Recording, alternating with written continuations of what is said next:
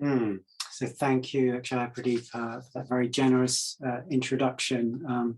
Yes, I do have a bit of a thing about Barclays, but I'm going to try to avoid saying anything unless asked about that. And yes, I don't have an account with Barclays. So welcome to everyone, and thank you very much for inviting me to talk to this group.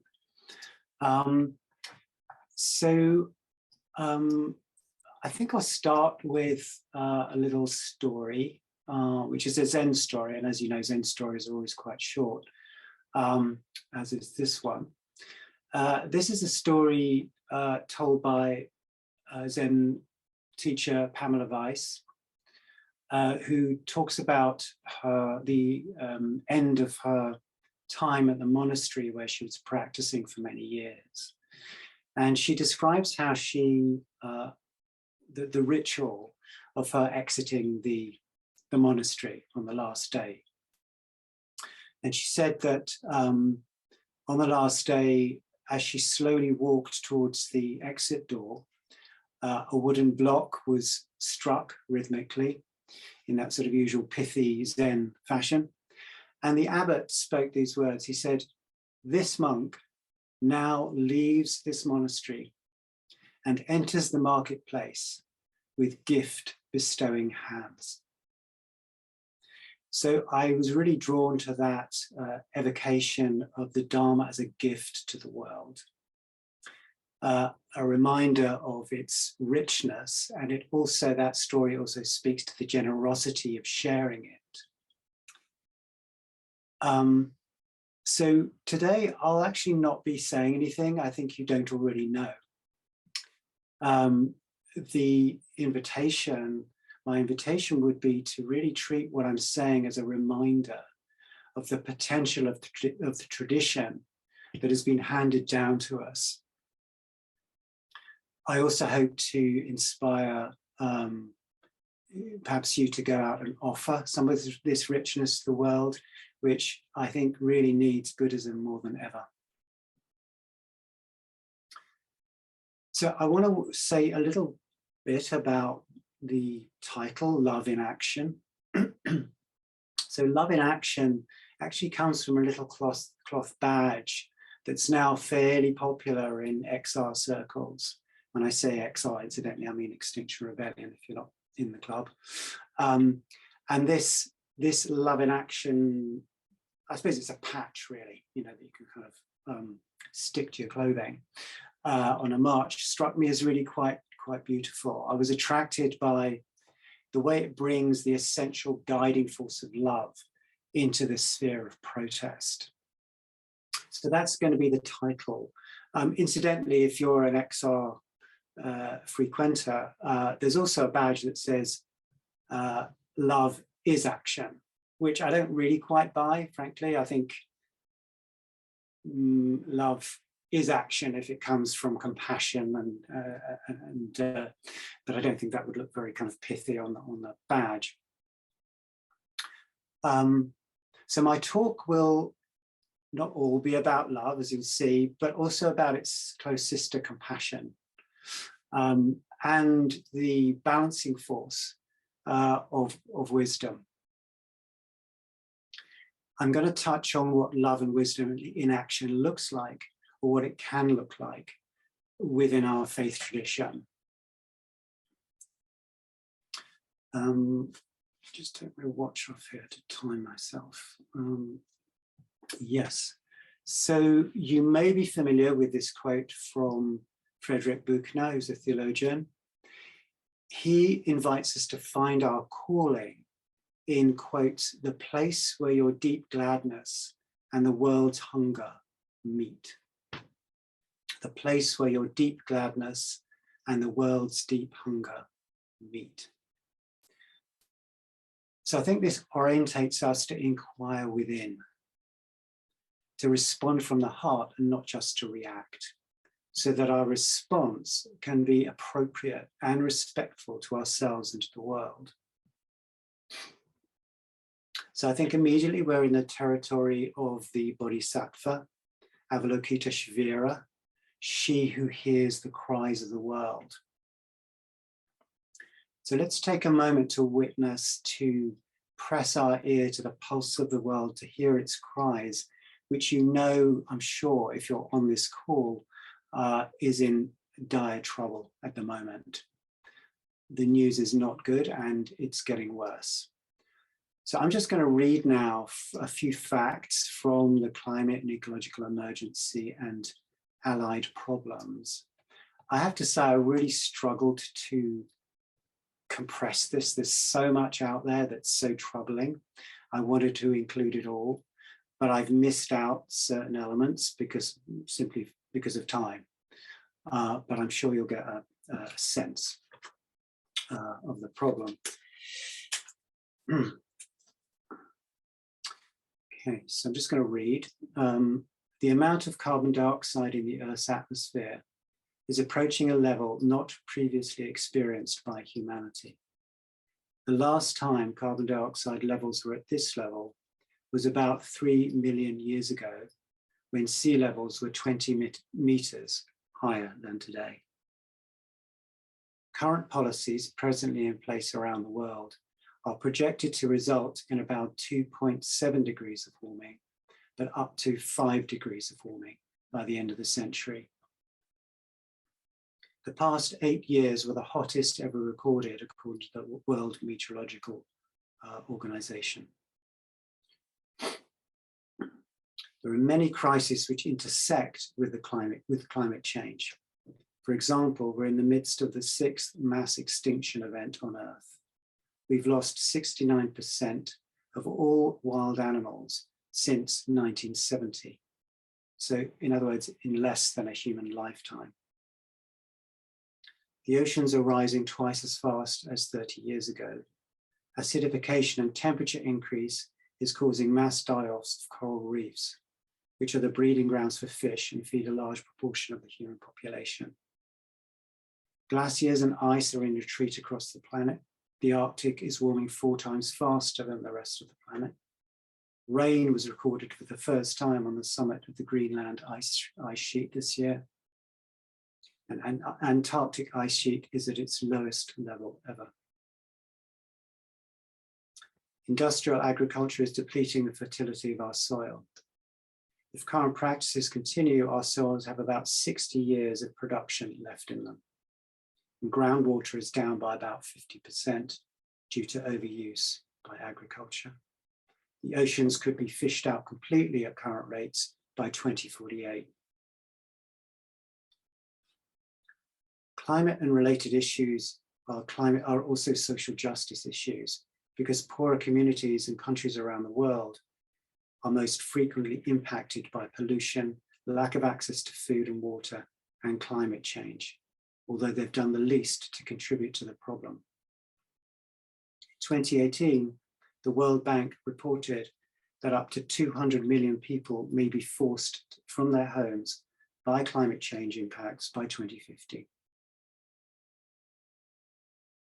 You'll be aware of the constant litany of extreme weather events of the last year. Most recent examples was Pakistan, floods in Pakistan, in which displaced 33 million people and killed almost 2,000. But the Horn of Africa is also facing severe hunger crisis after 4 consecutive failed rainy seasons. And then there are so-called tipping points, which are events which are self-perpetuating, such as Arctic ice seamelt, the Thwaites Glacier in Greenland, which will release huge mass of ice behind it when it melts, and the melting of Arctic permafrost, which is releasing huge amounts of methane. Methane is a hugely potent greenhouse gas that could raise temperatures by many degrees in just a few months. 1,400 gigatons of carbon is frozen in permafrost, about 4 times more than humans have emitted since the Industrial Revolution. Antonio Guterres, the UN Secretary General, said at the latest COP27 summit, "We are in the fight of our lives and we are losing. We're on a highway to climate hell with our foot still on the accelerator." James Hansen, former director of NASA, has said the Earth's warming has brought us to the precipice of a great tipping point. If we go over the edge, it will be a transition to a different planet, an environment far outside the range that has been experienced by humanity. There will be no return within the lifetime of any generation that can be imagined, and it will exterminate a large fraction of species on the planet.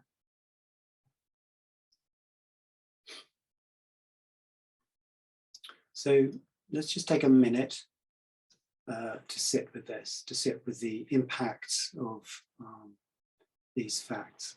So just taking a deep breath, maybe putting your feet on the floor.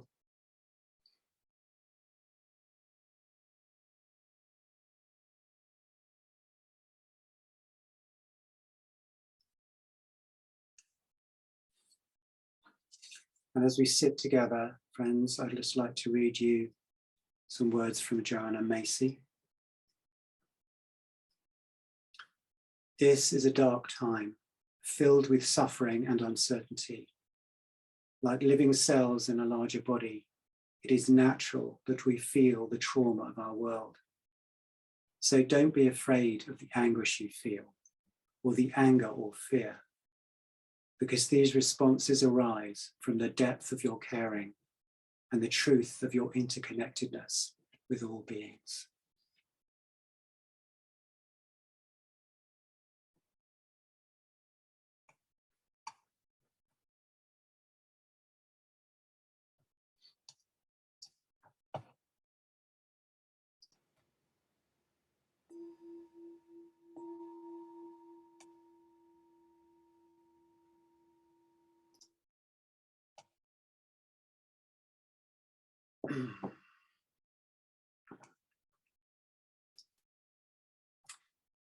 Thank you. So I think it's inevitable and natural that we feel a mixture of overwhelm, helplessness, pain, anxiety, grief, or some defenses against these states. This is a mark of our connection with the world. Research shows that there's a growing awareness of the problem, partly due to activist groups and partly due to increasing frequent extreme weather events. But helplessness is also very common. And people understandably ask themselves, what can I do in the face of the immensity of this problem? Where do I start? And I think the question for the Buddhist community is the same, of course, but our community, like other faith communities, have, I think, an advantage. We have a wisdom tradition, teachings, and a tradition of service that goes back almost 2,500 years, starting with the Buddha. And of course, we have our community. I think and I hope to show that Buddhists are uniquely placed to serve at this time. And so let's ask, how can we be of service? The question might at first seem to be an entirely outward-facing question. But if we look deeper, we might see that we can only truly and effectively be of service if we're taking care of ourselves also. Otherwise, we can easily reach burnout. This happens to so many activists. So actually, I think a first or better question is, if I must act, from where must I act? Which means, what is a skillful and appropriate response? And this is partly a personal question, I think. What are my skills, my interests, my capacities? But it's also an invitation to root ourselves in our community and faith tradition.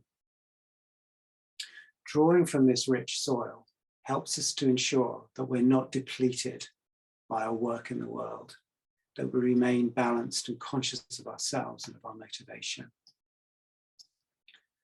After all, true compassion, from which the Bodhisattva acts, does not discriminate between self and other. We care for ourselves as part of the whole. If you think back for a moment now to your response to the facts of the climate crisis I just read to you, if you experienced pain, sadness, or any of the aversive emotions, what flavor of compassion might this state need? What gentle touch what manner of kindness, what soothing hand, what presence or image might you turn to or call upon? You might want to take a moment now just to rest into any mood or image that arises when I speak those words. What presence, what image, what manner of kindness arises that might make room for and allow and take care of the pain, the anguish, the anger that arises in response to our care for the world.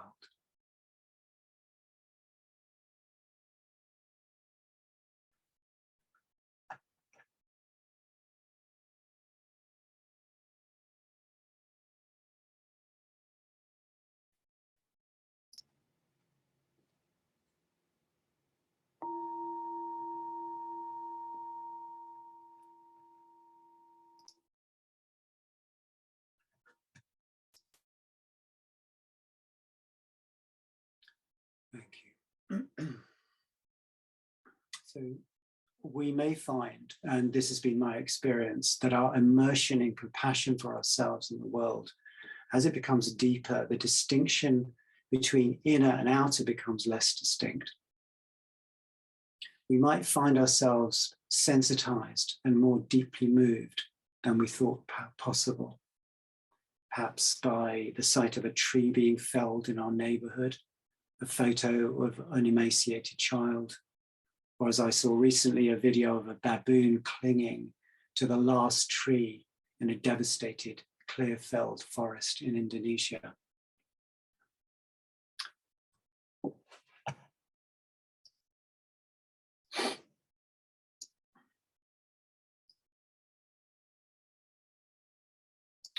One vital ingredient of self-care is the awareness that we are a precious being on this earth, this sense of belonging.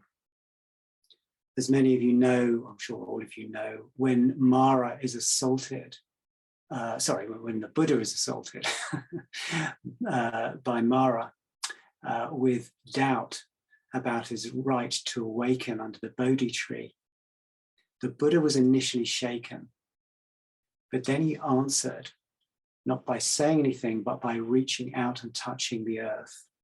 And the earth trembled in response. I think this is a beautiful gesture coming from confidence and knowledge of his deep connection. Compassion is also a heart guide. Maybe I'll just say a little bit more about belonging.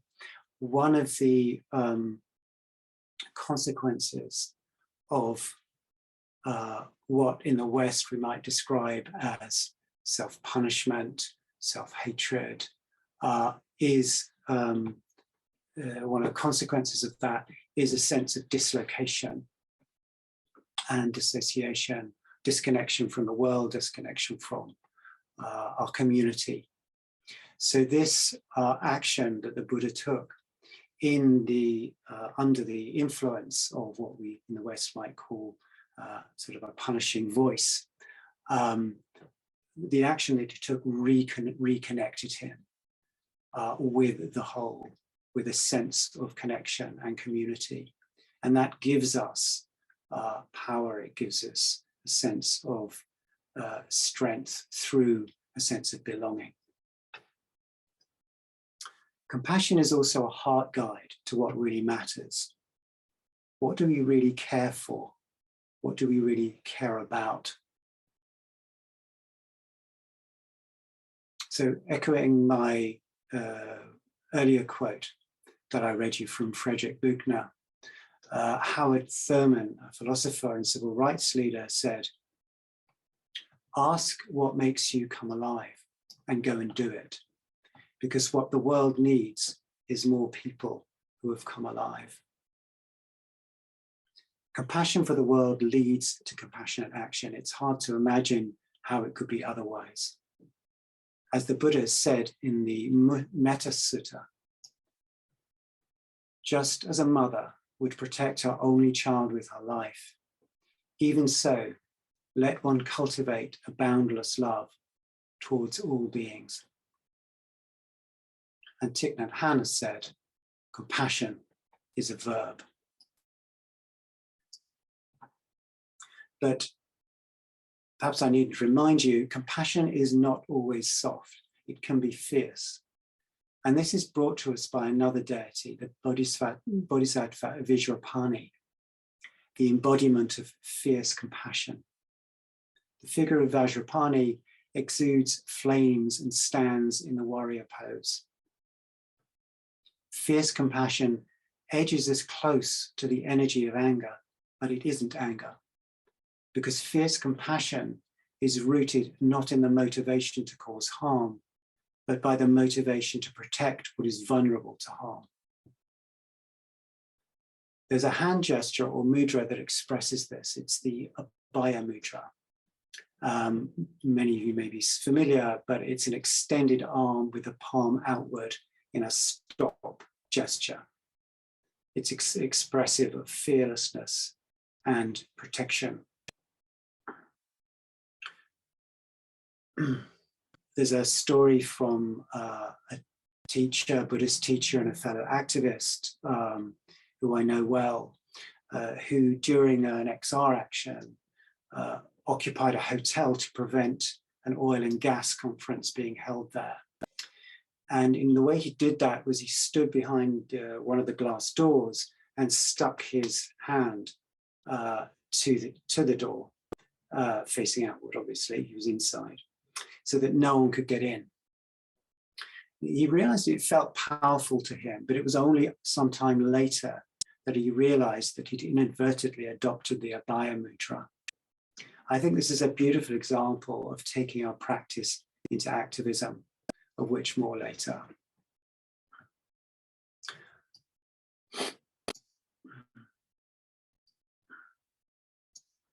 So compassion is the base of our going forth into the world. It sustains, it connects, and it guides us by opening us to what really matters.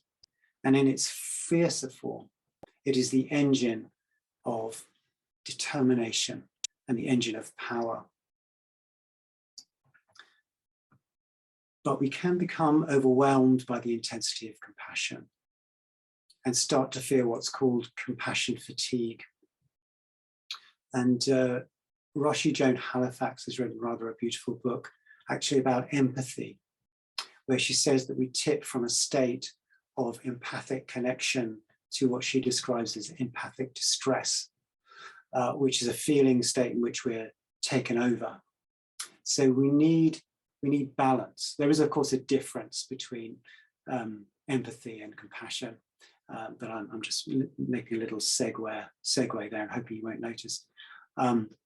So we need a balance. We need perspective, and so this kind of perspective is brought about, I think, helped by our connection with our wisdom tradition. You may be aware that it's often said that there are two wings to the to Buddhism, the wing of compassion and the wing of wisdom. And without both wings, the bird of Buddhism can't fly. So I'd now like to invite another deity, another bodhisattva to the table. And this is Manjushri, the god of wisdom, who holds a raised sword in one hand with which he cuts through delusion. So I wanted to say a little bit about delusion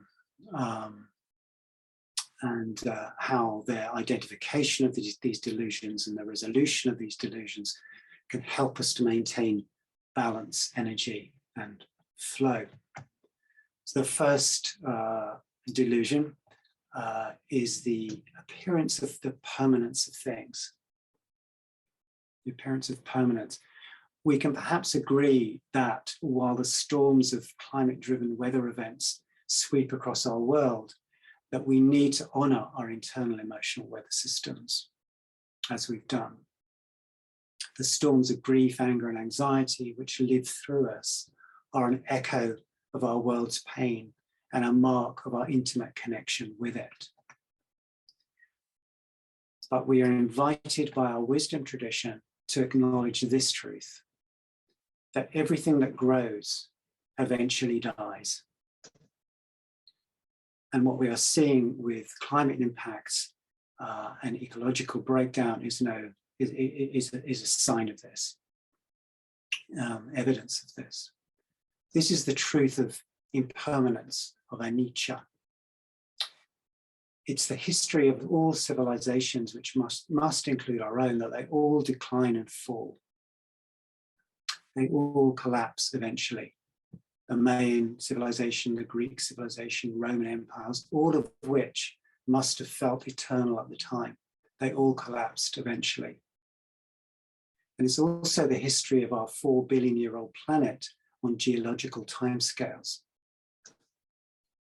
It's also the history of stars and galaxies on cosmological timescales. Every being that has ever lived, every planet, star, and galaxy eventually fades and dies.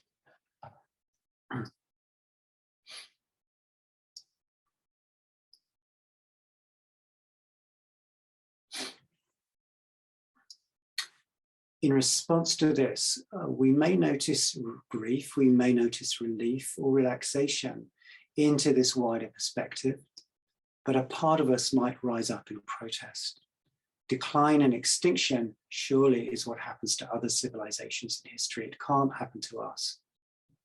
We walk through a graveyard, maybe looking at the names on the gravestones, and we conclude from this that since we are still alive, death is clearly what happens to other people, not to us.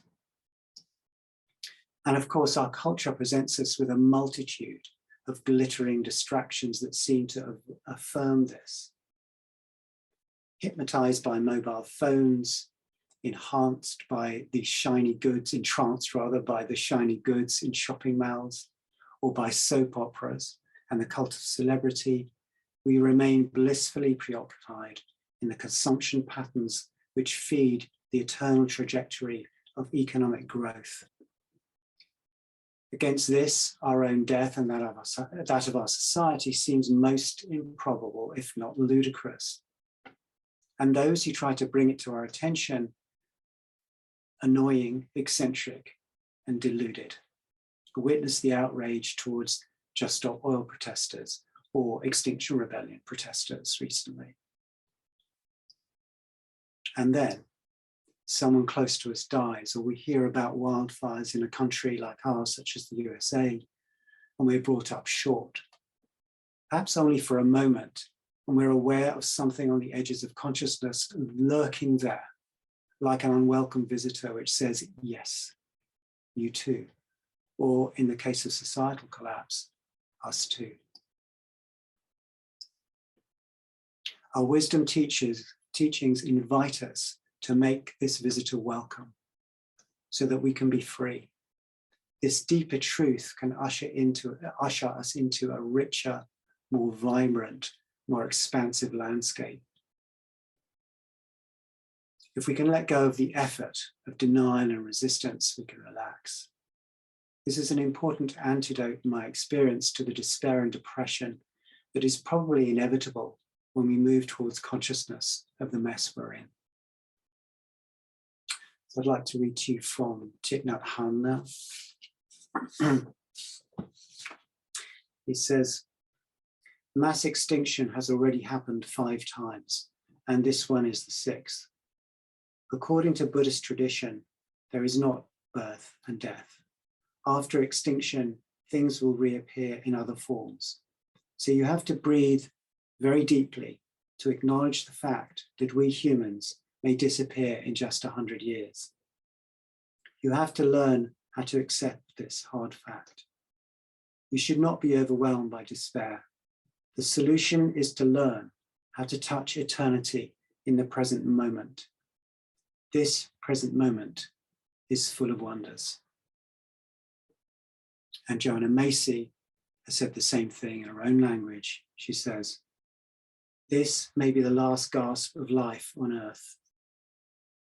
And what a great last gasp if we realize we've fallen in love. If we're going to go out, and we can do it with nobility, generosity, and beauty. I'd also like to read to you part of a poem from Mary Oliver, the astonishing nature poet. It's called In Blackwater Woods, but this is just the last few stanzas. She says,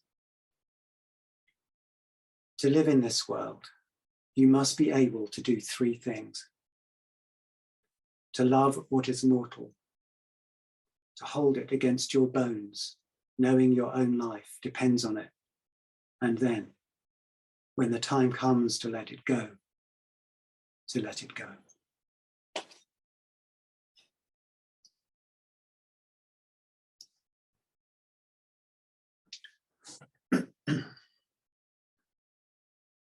So we've looked at the nurturing effects of compassion for ourselves and our world, and its power as a motivating force. And we've looked at just now at the liberating effects of cutting through the delusion of permanence with Manjushi's sword of wisdom. I'd like now to turn to another delusion, also implied in my last, in permanence, the delusion of independently existing self. And this, as you may know, is referred to as anatta in Pali, which is usually translated as not self, or literally as essencelessness or kernellessness. I got that right? Kernellessness. So Buddhist teaching tells us that from an ultimate perspective, there is no unchanging or independently existing self. This applies equally to us as it does to everything, to a cup, a rowan tree, a bee, or a hoover. Not sure where the hoover came from there, but yeah, also applies to a hoover. At first glance, this might both be alarming and insulting, a dismissal of all the hard work we've put into developing and defending our sense of identity and selfhood. There's no self, then what am I? There is, of course, the plane of relative truth that we do have a body and a mind, and that we do have to take care of ourselves. And Jack Cornfield, insight meditation teacher, is fond of saying, we have to remember our essential essencelessness and our social security number. But anatta invites us into the possibility that we're not isolated small units drifting in a cold universe, occasionally bumping into each other. Rather, that we are pulses of life in a deeply interconnected energy flow. This is the language of Thich Nhat Hanh's interbeing. He says that we inter-are with each other and with all beings. It's interesting to note that Einstein reached the same conclusion. Writing in the first half of the 20th century, he wrote, "A human being experiences himself, his thoughts and feelings, as something separated from the rest, a kind of optical delusion of his consciousness.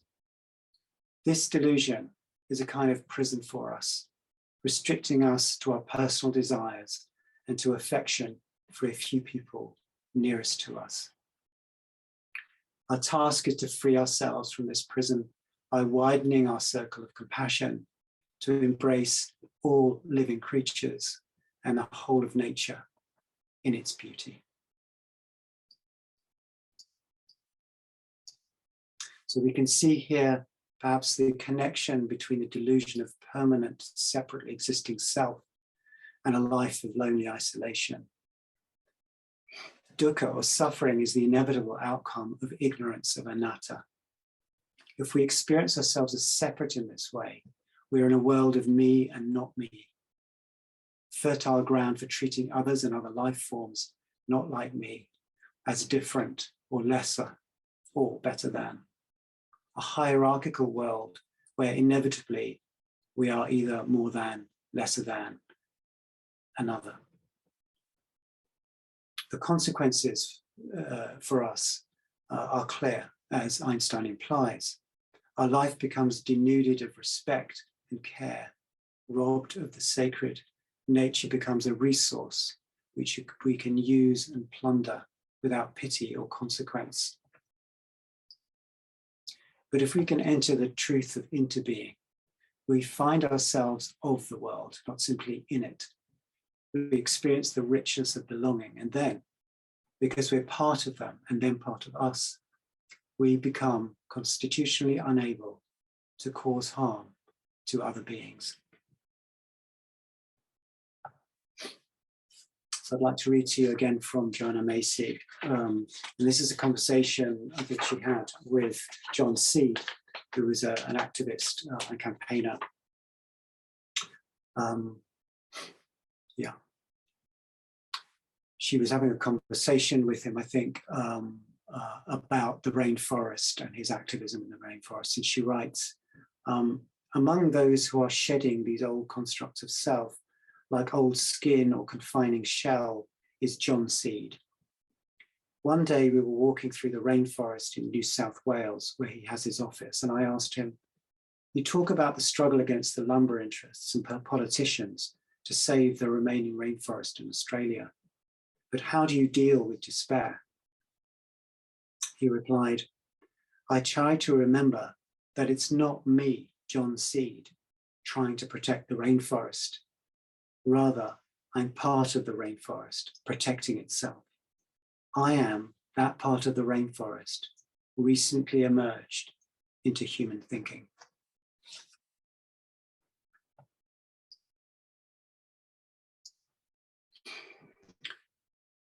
So as I hope I've implied, it's through compassion that we enter this lived experience of interdependence or interbeing, which is the close relation of not self. As we open our hearts into compassion, we become more permeable, translucent, sharing vibration with worlds previously beyond our reach. We find ourselves in an animate universe in which care and protection of the world and the myriad of life forms within it becomes the most natural and obvious of gestures.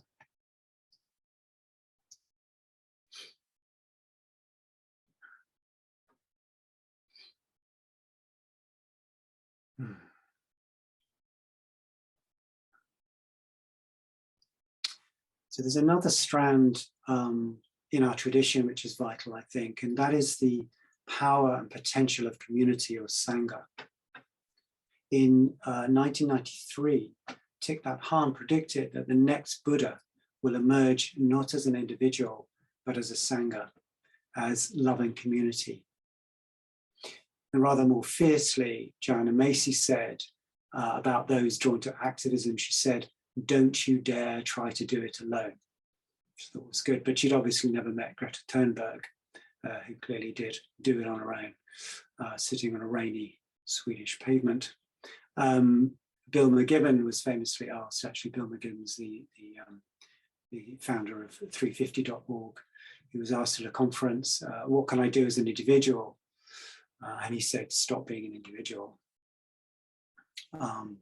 So many Buddhists are very familiar with the importance of Sangha, of mutual support in a community engaged in practice and united by love and by wisdom. And I think the Triratna community, I have to say, is a lot better than my own tradition.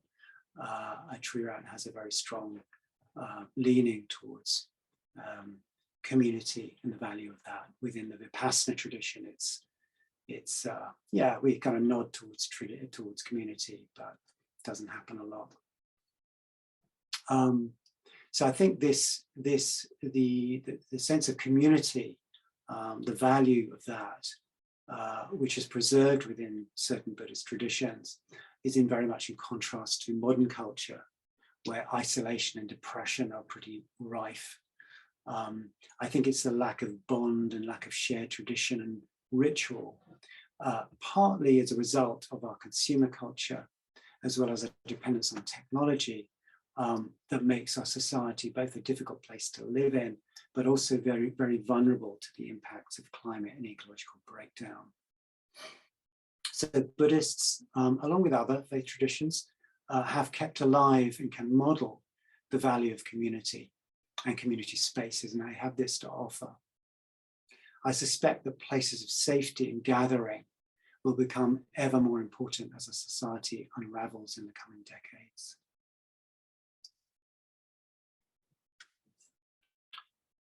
So I'd now like to turn to how these qualities might be manifest in the world, what they might look like. What does love in action actually look like?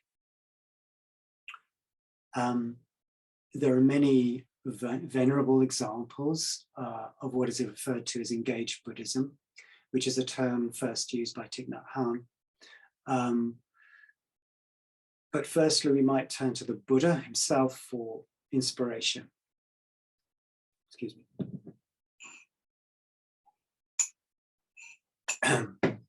The Buddha was very active in the political and social issues of his day. He spoke out on women's equality, in particular, that they had the capacity for awakening alongside men. He was openly opposed to the caste system. Inside his monasteries that he set up, the caste system was abandoned. He was also opposed to animal sacrifice, and he spoke of the responsibility of the rich to share their wealth, which is pretty topical, I thought, today. He also engaged with princes and kings and offered his advice and wisdom in their day-to-day decision-making. And since the Buddhist time, Buddhists have continued to engage in the political and social world. And as I mentioned, it was Thich Nhat Hanh who first used the term engaged Buddhism. And I just wanted to read you something about the emergence of engaged Buddhism, which comes from his experience in 1960s Vietnam. He says, "When I was in Vietnam, many of our villages were being bombed. Along with my monastic brothers and sisters, I had to decide, or we had to decide what to do. Should we continue to practice in our monasteries, or should we leave the meditation halls in order to help the people who are suffering under the bombs? After careful reflection, we decided to do both, to go out and help people, and to do so in mindfulness. We called this engaged Buddhism." He says, mindfulness must be engaged. Once there is seeing, there must be acting. We must be aware of the real problems of the world. And then with mindfulness, we will know what to do and what not to do to be of help. So I was going to tell you a bit about my own parallel experience to Thich Nhat Hanh in the development or the setting up of Dharma Action Network for climate engagement in London. But I'm just, for the sake of, in the interest of time, I'm going to skip over that. If you'd like to hear it, by all means, ask me in the Q&A. But suffice to say that I think we went through a fairly similar discussion process, although actually, to be fair, we weren't being bombed at the time. I can give you some detail on that if you're interested. So yeah, there are numerous contemporary traditions and examples of engaged Buddhism. And to name just a very few, the Thai monastics who are engaged in ordaining trees to stop them being cut down, Cambodian monks and nuns who set up AIDS clinics in their countries. There are also a lot of online groups, they're just a huge number now, such as One Earth Sangha, who runs an eco-sattva course. There's also the International Network of Engaged Buddhists and the UK's NBO network of Buddhist organisations. It's just a very few. There's a lot out there. And of course, there's exiled Buddhists. So let me tell you a little bit about Extinction Rebellion Buddhists. And then I'm going to show you some photos of what we've been up to. So exiled Buddhists, as Akshaya Pradeepa mentioned, evolved from dance, which I like to joke isn't as exciting as it sounds. We don't do a lot of dancing. or any at all, in fact, mostly sitting very still with our eyes closed. The acronym stands for Dharma Action Network for Climate Engagement. So Exiled Buddhists evolved from dance in 2019, and we changed the name to Exiled Buddhists because we wanted to become more clearly aligned and engaged with Extinction Rebellion as a whole. I also actually wanted to have to stop explaining to everyone that dance actually didn't mean we were, we had music and stuff. And I did get a few emails asking what kind of dancing we actually did. I don't know how they felt about my reply.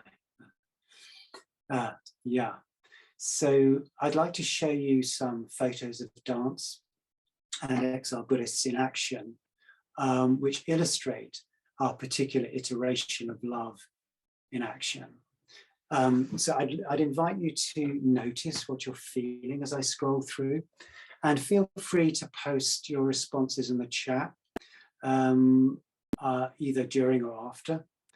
I'm not going to comment on the photos. I just like you to see them without commentary. Okay, so now I'm going to share my screen, I hope. Just let me do this. Sharing screen. Oops.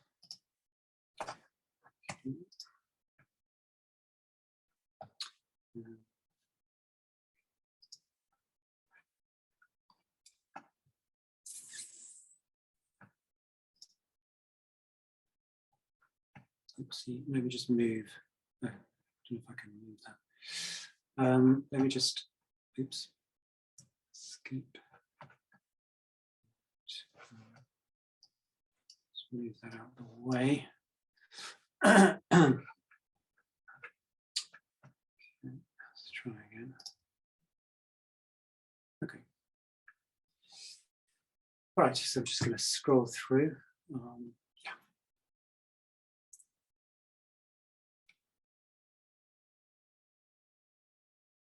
So I will say this is 2019, before we became Exiled Buddhists.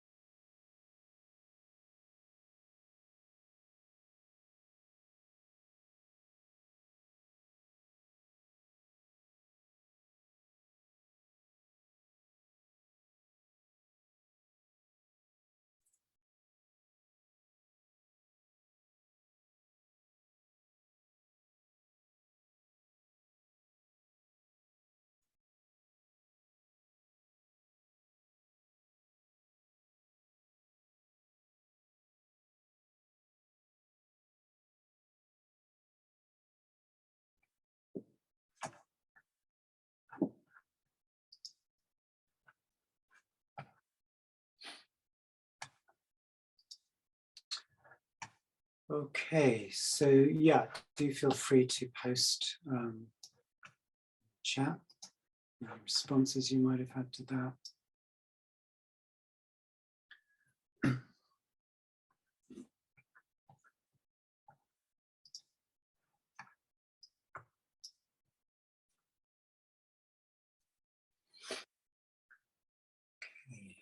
So Akasharaja says, very struck by the blindfolds, powerful statement. Sarah says, powerful pictures, thank you. Then we've got dignity, solidarity, peaceful, friends in action. Powerful, particularly when faced with puzzled-looking police. Beautiful, touching, powerful, thank you very much. What was the significance of the blackbirds? Yes, I can get onto that if you wish. Powerful and moving. Okay, thank you. Yeah, I'm now aware of time. I think someone's been stealing my minutes as I've been talking. If you've ever had that experience of, sort of suddenly realizing all your time's been taken. Okay, so I think I do need to, I'm going to shorten what I was about to say, but I do want to say a little about the experience of taking action in this way, and whether actions like this can be part of the spiritual path. And I'd like to approach this mainly from my own personal perspective. But before I do that, I just wanted to read you an account of a friend of mine who wrote on his experience of activism. At least I thought I had it, yeah. Yes. So he says, and this is from an experienced exiled Buddhist activist, he says, I think activism has helped me develop deeper metta, equanimity, and even insight. I noticed that I generally feel much less angry about these issues than I did, and I'm glad not to be so angry. Anger can be a positive energy for me, but it can also take me into tiredness and depression. I've done a lot of reflecting on the impermanence of everyone and everything I love, including the beauty and impermanence of the natural world itself. I've been almost forced to clarify, what do we really think? What do I really think? What are my values? What do I really care about?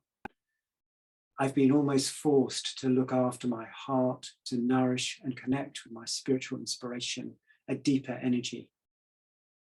And my heart has opened, keeps opening more to the power of Sangha, the extraordinary beauty of other people's idealism, which inspires and sustains me.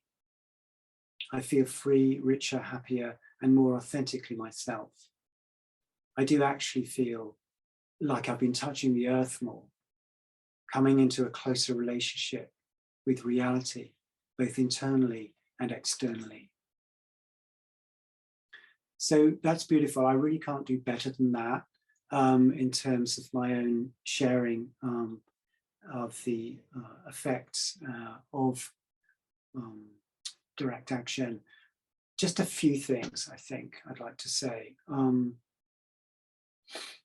Firstly, that, as you might imagine, it stretches and tests our capacity for equanimity, particularly, as some of you may be obvious, facing ranks of police and potential arrest. That does involve a certain staying with strong emerging feelings.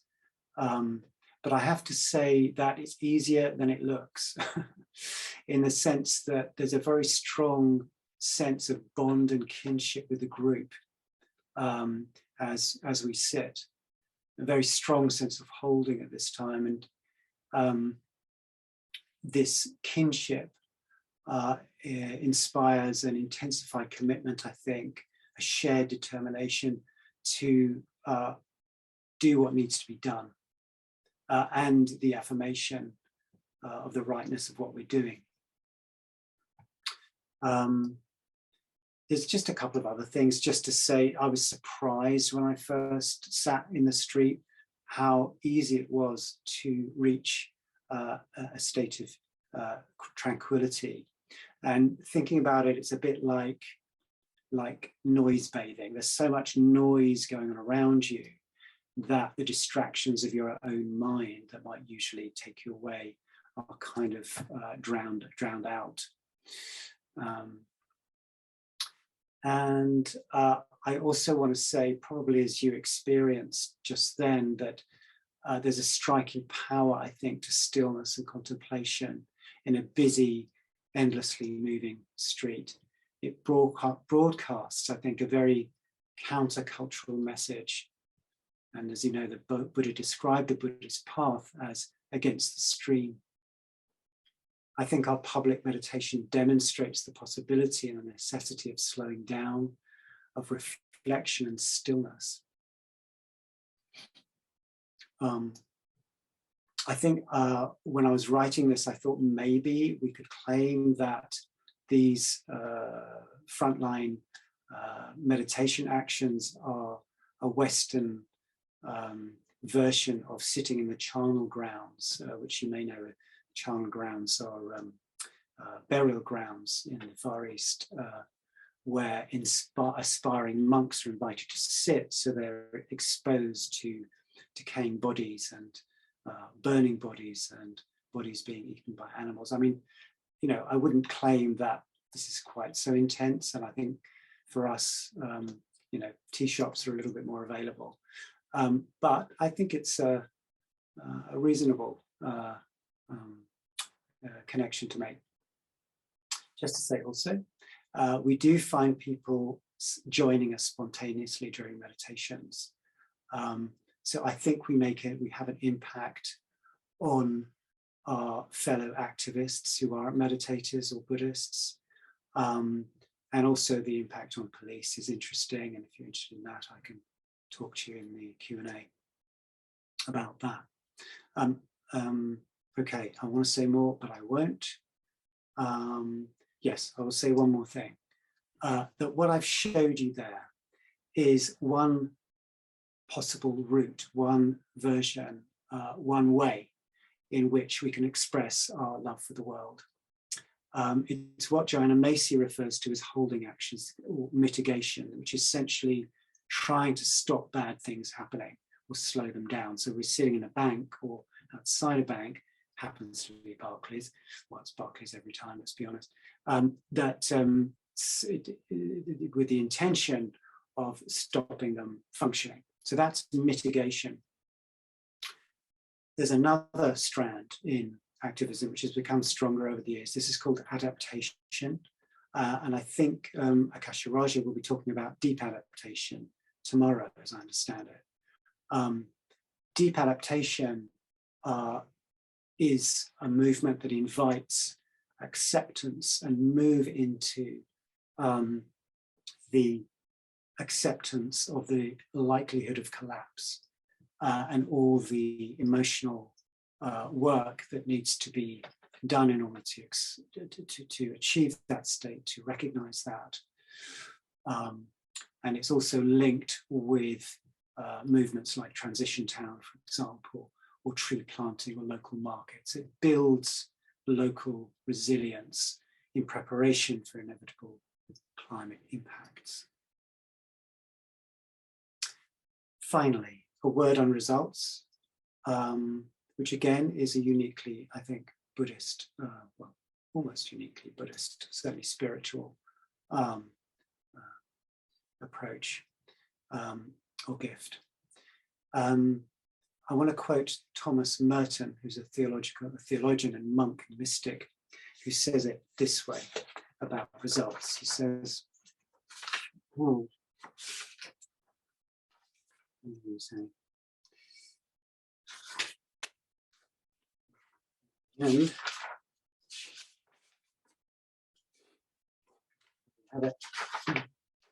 he says, do not depend on the hope of results.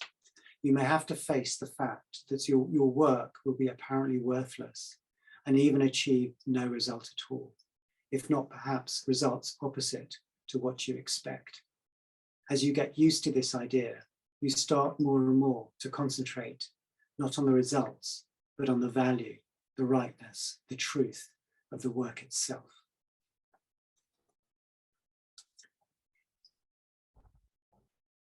So I hope you can see the connection there with Buddhist freedom from clinging. And finally, this really will be finally, I want to read you how this is beautifully expressed in a poem from W.S. Merwin, which is called On the Last Day of the World. He says, on the last day of the world, I would want to feed you raspberries, thin slices of apple, peaches so ripe they drip down our chins, down our necks. I would want to sit with you beneath a tree. No, we'll climb a tree. No, we'll plant a tree. Yes, all of these. On the last day of the world, I want to give myself permission to feel exactly what I feel, to be exactly who I am, to shed every layer of should and meet you that way. Knowing we have only hours left, could we put down our arguments with ourselves and each other and find no energy to pick them up again? On that day, I want us to write the last poem together and let the writing undo us. Let it teach us how to get out of the way, how to obey what emerges.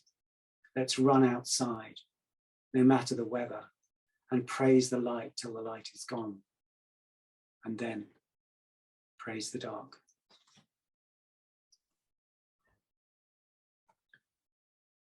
So this then, friends, is love in action. Action that stems from what is best in us, inspired, informed, and supported by a deep faith tradition and by a loving community. An action which is radically open to outcome, which is perhaps our final act of love. Thank you for your kind attention. And let's just sit for a minute.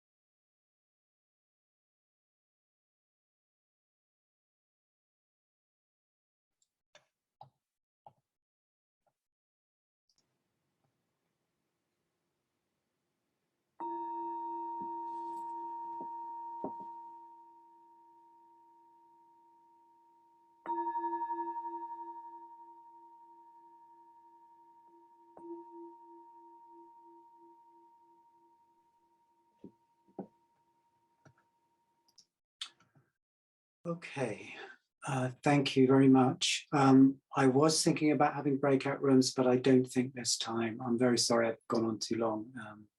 It's a serious problem I have. Okay, so I'm just going to invite any questions, any reflections, any contributions, any answers from you guys. So we've got about 22 minutes, I think. I don't know how that's going to work. I guess you put up your hand, or either visually or virtually, and unmute yourself. Or you could write them in the chat and let try for them out. Yes, you could do that. Yeah, if you want me, I can do that. And I just wanted to take the opportunity to thank you, Joe. I think from the beginning, this evoking the person leaving the monastery with gift bestowing hands, very, very powerful. And then the way you also called in the bodhisattvas, and yeah, really emphasize the riches we've got in our tradition that can help us face what we're facing, basically. Thank you. I think I can see Julia has put her hand up. Julia, do you want to unmute and ask your question or comment? Yeah, thank you. I'll be as brief as I can. I feel like I've got a whole speech to reply. Okay. Thank you so much. That was just amazing, and I feel deeply moved. I'm sure as many others. It's so fascinating. I found myself moving house in the pandemic to a Buddhist community potentially where I would feel more connection, and that didn't actually happen. So I've spent quite a bit of time feeling quite solitary and solo. I'm a dancer. I'm a dance movement psychotherapist. I work with the body. I think the body is where it's at through meditation, movement, sensation, connection. I have a studio. I get the bus every day and I wait half an hour for the bus. Yes, we have a bus app, but it doesn't work. So I stand on the street waiting. There's hundreds of cars go past in half an hour.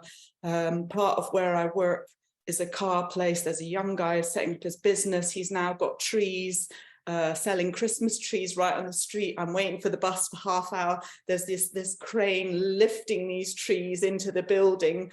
I'm taking photos thinking I'll send those shots to him to help him promote his business. At the same time, I'm like, oh my God, the poor trees, and where's my bus and the car? And this bus runs right across the borders, and I live in Gala, where I could get the bus to Edinburgh, but they've cut out some of the times. But yes, we've got the train now, but then it's a 20-minute walk to get to the train station. It's a madness. I think we're in such a madness, and I'm like, what do I do? How can I work with all this? And I stand on the road and I want to throw myself in front of the cars. I told my friend that the other day, and she was horrified, and I think she didn't understand what I was feeling. I think she thought I wanted to hurt myself, and I didn't. It was to say stop. That's me. That's me. Yeah, I think that would have been, in exile terms, a rebellion of one. We have done that. We've been there's been, I think, when was it, last year, I think it was, where we went out as single people and sat in the middle of the road. I wouldn't actually recommend you do that, but what I do get sense from you, Julia, is the need for, I think, community, actually. Yeah. And I've tried, and it's I think it's very difficult. Everyone's in their own world. If you're not married, absolutely, you don't have a family, there's hardly anywhere to go. I have stepped forward and I've joined a couple of things. I mean, there's loads to say. I absolutely agree. I think it is about community, but it's quite hard because lots of people are withdrawing because of money and everything as well. So many things in opposition that are just pushing and pulling. I don't know who said this, but they said that, I mean, this is not an offense, insult to you. One person is a nut, two people are a community, and three people are a movement. So I would think you don't need that many, actually, to begin. I mean, I think exile Buddhists, likewise with dance, started with about 3 or 4 people. Also to say that there's a lot going on online, and you're very welcome to join Exile Buddhists, which, online, and you'll see I already did some stuff through Buddhafield. I came to one of the Green Awakenings, and I've joined the climate. But just want to resonate with you thing as well. So I'm going to do something. I'm going to call my bus station as well. There are things I know that I can do. So thank you so much. It was just so beautiful. Thank you. Thank you, Julia. Then we've got Akasha Raja, who's got his hand up. Thanks very much, Pradeepa, and thanks, Joe. It's lovely to see you. Think about happy memories of sitting in roads in London. So I've got a couple. I'm going to be cheeky and ask a couple of interlinked questions, if I may. The first one, because I coordinate quite a lot of sitting protest in Shrewsbury, but I'm always sort of struck by my kind of inability to clearly express and articulate why we're doing it. I mean, you've kind of said a bit during your presentation about the potency of meditation protest, if you like, and whether you can unpack that a little bit. My second question is, do you think that Buddhists sitting in meditation in the middle of a larger demonstration, does that to what extent does that, or can that influence the rest of the demonstration, the other protesters? Yeah, your first question, why are we doing it? Is that you want a clearer, is that right? You want a Well, clearer... it helps be able to, you know, I think it'll help me to articulate those things to myself a little bit beyond just having a strong intuition of rightness, if you see what I mean. Yeah, no, absolutely. I think my initial response to that, Akasha Raja, is to, I think, why are we doing this? I think there are two directions to that question. One is, you know, the kind of importance of what we're doing from a kind of a, should I say, external point of view. It's important just to act, to mitigate things or to adapt. That's one direction, I think. You know, why we're doing it is we're trying to stop something bad happening or try to get something better, you know, trying to model a better way of a better society, one that is slower and more attentive and kinder. But I think there's also, as I implied in the talk, internal investigation or internal question that needs to happen. Why am I doing this? Where is it coming from in me? How does it connect to what matters most to me? And I think that question is very important. It's more of a sort of a, let's say, a personal motivator. And I think you reach those places through contemplation and invitation. As you know, I'm sure very well, you know, exile Buddhists, whenever we do an action, we have a pre-action gathering where the question in one way or another is asked, what brings you? What brings you to this action? You know, what another way of saying that is, is what matters, or what do you mind about, or why do you mind about it, right? So it's a kind of investigation which roots us in compassion on what we care about, and everything we do. I think any action, any movement, any direction we take surely should be rooted in a mature contemplation of why we're doing what we're doing, what matters to us, what gives us direction, what gives us, you know, and you meet, and then you meet things like, you meet feelings like compassion or grief or pain and anger and so forth. I don't know if that answers your question. Is that, and the other one about whether it affects the rest of the demonstration as we're sitting, I mean, it's difficult to know for sure, but I've heard from some other activists that it definitely does. You know, they kind of remember. I remember there's this guy, I think earlier this year, who came up to me to thank me for a sit we did in 2019.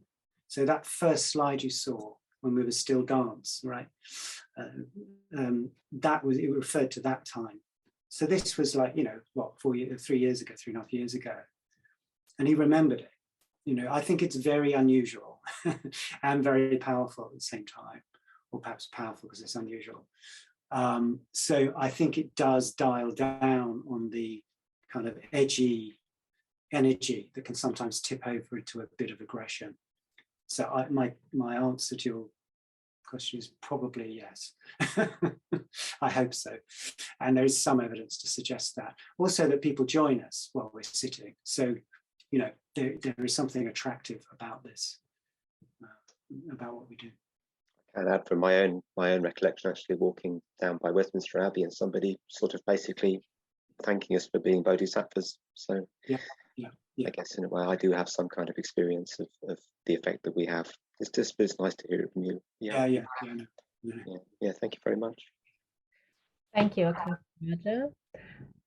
Joe, there was a question in the chat by Helen Clark. Can you say more about how the police tend to respond to these actions? That's also a very interesting question for us. It's so very interesting. A little bit about it. Yeah. Okay, I want to say it's a mix of puzzlement, intrigue, uncertainty, until they finally decide they really ought to, you know, do their job and either clear us out or arrest us. But it is interesting. Sitting in the bank, for example, one of the slides I showed was us sitting in Barclays Bank, I think, in 2018, just me and 2 others. You didn't see it because unfortunately there was some sort of script in front of it, but there were the 3 police behind us, one of which was sort of scratching his chin kind of thing, or cheek, you know, looking a bit uncertain and confused. Can't quite, you know, what do you do with people that are sitting very quietly, evidently peacefully, apparently in deep concentration, right? They're trained to know what to do with, you know, rowdy, shouty, crazy people. That's easy, right? But when you get people sitting in this very focused way, I think that they don't know what to do. I mean, partly because they're worried about, they don't know what meditation is, and but they're worried about kind of damaging us in some way, or interrupting. And, you know, is it safe to do that if someone is sitting? I've heard them ask that question. Can I speak to them? You know, that sort of thing. Anyway, so puzzlement, confusion, and in the case of the bank, we were there for 3 hours. Actually, which was hugely painful, I have to say. My knee was just torturing me. So it's a very interesting exercise in equanimity, actually. I was desperate to be arrested, but they didn't arrest us, actually. They just pulled us out. So it's a mix, I think, of confusion, respect, you know, and then they do what they do. But I've personally, and I think most of the people in the group, have never had anything sort of any aggressive response, from the police. They've always been very respectful. Are they also interested in meditation? I've spoken to some, again, in that bank that you saw sitting there. No, sorry, it was the same bank, but a different occasion. I was being police liaison. And one of the policemen said, what are these people doing, you know, sitting there with their eyes closed? And I said, well, it's called meditation. He said, what's that? So I started to explain it. And then he started to talk to me about the stress he was under in his job, and how the police force really didn't cater for that. So, you know, and I've had interests of that sort from police quite often. Yeah. Thank you. So there's, I think I can see Ali has got a hand up, and there were a couple more questions in the chat. So maybe let's try to do these briefly. Ali, do you want to unmute yourself and ask your question next? Yeah, thank you. Yeah, I guess I've been started to get involved with action in the past few months, and been trying to figure out how to frame it for myself in a Buddhist context. And I know you mentioned I think you mentioned after showing those pictures how that kind of action can be a part of the path. And I've been involved with blocking roads lately, and I was wondering what you think specifically about that, and whether that can be a part of the path as well. Yeah, thank you. It's a good question. I wondered if someone would ask me about blocking roads, but you've done it yourself. So, I think there's 2 elements to that, as I hear it. I mean, one is can blocking a road be part of the Buddhist path? And the other is, I'm not sure he quite said this, but is it okay, or is it,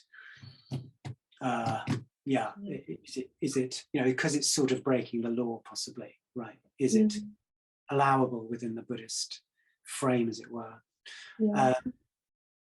I think, for all the reasons I mentioned in the talk, and, you know, I think it is part of the Buddhist path. I think not doing this, not taking action at this time, the state of the world, is, what could I say, missing or ignoring or neglecting an essential part of the Buddhist path, which surely has to be attempting to do good in the world, right? To take our compassion out into the world. And, you know, if we're not stirred to compassion by what is happening, then I don't know what will stir us. So I actually would say we're obliged. I mean, that's my particular view, to do this kind of thing, or, you know, that you know, this climate might not be your thing. There may be other things that stir you, but I think Buddhists are, morally bound, but also we have so much to offer. You know, there's such richness and power in our tradition. What a waste to just sit on our cushions with it, right? So I think the world needs Buddhism at the moment, and I think we need to answer that call. As for sort of breaking, potentially breaking the law, which kind of implied in what you said, I think that when you think about the law, right, it isn't a thing in itself on its own. The law is necessary in order to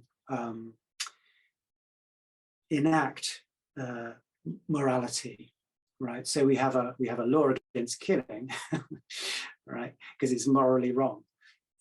If people were 100% moral, you wouldn't need a law against killing, right? People just wouldn't do it. So what I'm saying there is the law is relative, right? It isn't the final arbiter of what is moral, right? I think it's immoral, frankly, to not intervene in the sake of where you see harm being done. And actually, there is a law that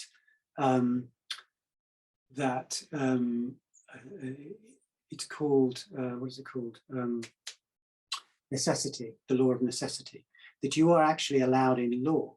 You probably know this, yeah. You're allowed in law to act in a criminal way if it prevents a bigger crime, right? This is called the law of necessity. So it's sort of recognized there, right? That this apparent, bulwark, the law, you say capital T, capital L.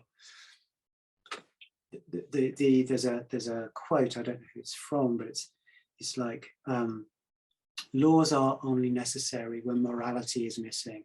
Morality is only necessary when love is missing. I've mutilated that a little bit, but that's my view. Yeah, that's great. Thank you. Thank you, Ellie, for your question. So we've got only a few minutes left, and thanks for reminding me of Pakshapriya. There was a question earlier about the blackbirds and the meaning of those, and then Vijaya Shri asked if you have been arrested, or more, this is the question: why might we want to be arrested? So two quite different questions, but maybe you just briefly touch on them. All right, I'll briefly touch if I can. So blackbirds, what are they about? You'll have to ask the blackbirds, frankly. They're a group that come out of, I can't remember where now, a good friend of mine is involved.